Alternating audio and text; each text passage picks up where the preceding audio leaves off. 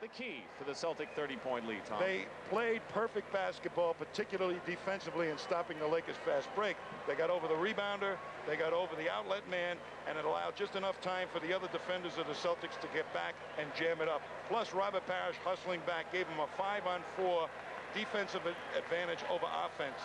If you're Pat Riley, you say, look, let's just start like it's 0-0 and see what we can do in the second half. We lose, but let's get back into it. I'd be very concerned if I was Pat Riley to try and get these guys heads into this ball game and at least win this half and play the style of basketball he knows they're capable of. The big center matchup in the first half. Kareem was 2 for 6. Byron Scott was 2 for 8. Who expected 4 of 14? From Scott and Kareem, but that's the way it is, and we start out the second half. And they're up pressing a little bit, at least trying to make them walk the ball up the court. Danny Ainge finds Parrish. Same team! Celtics got a little cold toward the end of that first half. See how the Lakers start out here in the second. It's just one half of one game of this championship series, but it was decisively in Boston's favor. Magic fires it up. Good save by Dennis Johnson. Alley-oop doesn't work to McHale. McHale had hustled up there. Working against Dennis. I'll tell you, Dennis Johnson really stops Magic Johnson's penetration. Yeah, but Robert Parrish was sitting there waiting to help out on any penetration. A big key there in that first half defense. Kareem rarely misses from that close in. Well, Parrish has been sky high for the last 2.5 series. Dennis Johnson.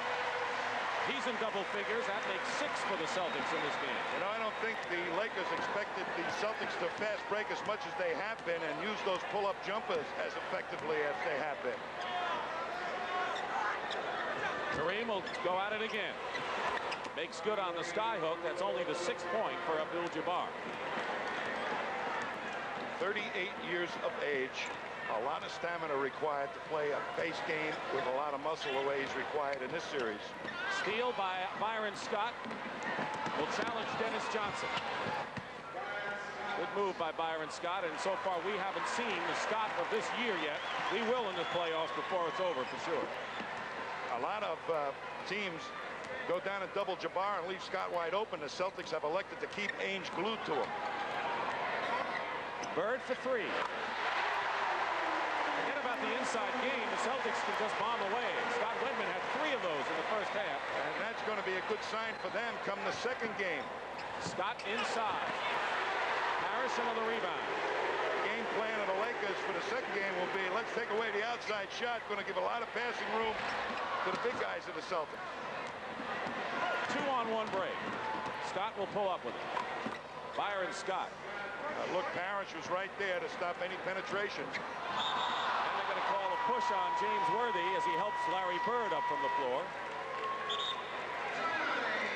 Here's a little defensive intimidation.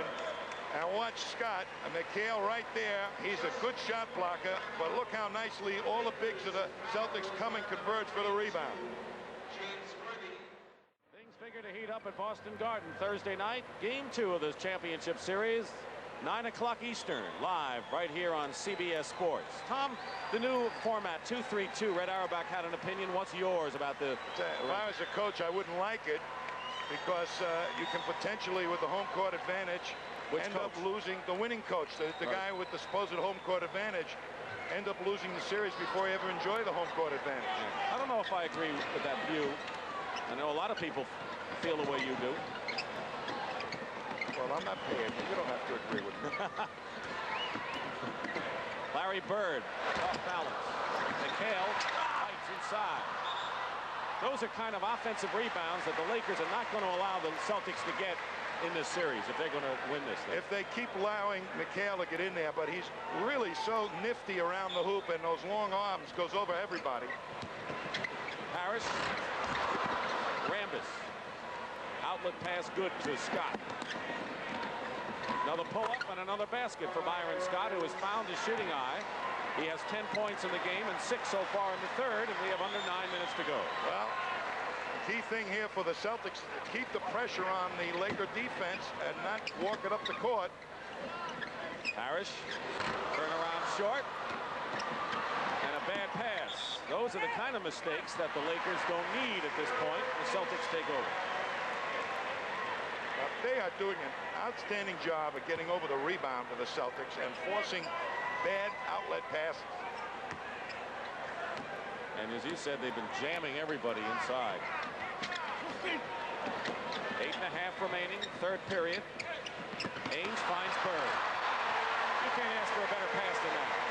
That was a breakdown of a play and a heads-up reaction by Danny Ainge to Bird. Bird has 17. He and Ainge tied for the scoring lead in this game. Kareem and Larry Bird came around from the weak side to knock it away. Lakers come out with it. They have a 3-on-1. Parrish the only one back. And Kareem makes some pay. Dennis Johnson slow getting up. Don't forget, he kind of pulled a calf muscle, and now Byron Scott and Danny Ainge have to be separated. Magic gets involved, and we knew sooner or later we'd have one of these. Well, when you get in a potential blowout situation like this, tempers do flare. I didn't see how it started, but Ainge is really hot at Byron Scott. Threw the ball off the back of his jersey. Let's see, maybe we can see it here. Ainge really tried to block Scott off. Now he gets the ball and throws it at him.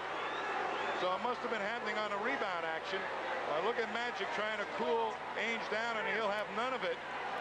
Worst thing you can do is grab another jersey and hold them, because that's when people start coming at you, even though you're trying to be the peacemaker.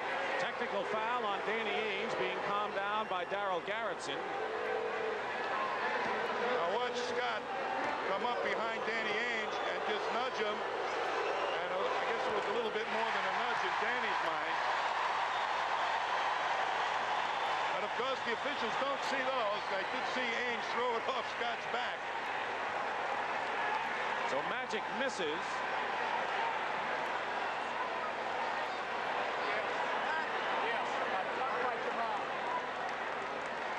First flare-up of sorts in this championship series, and you remember we had 2 of them last year.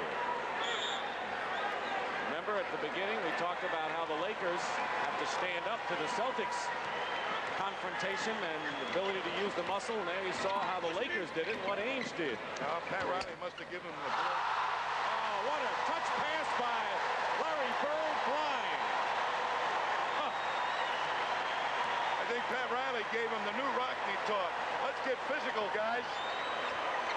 Kareem comes right back with 2. Larry Bird with a blind touch pass inside. That's one of the best parts of a forward's game. He can do stuff like Bird just did. Slapped away by Rambis. Still Celtics ball. 12 seconds on the shot clock. They have not successfully really attacked Kevin McHale, these Lakers. 8 on the clock. Screen from Bird. Dennis Johnson misses. But there is Ainge on the other side. Fires it.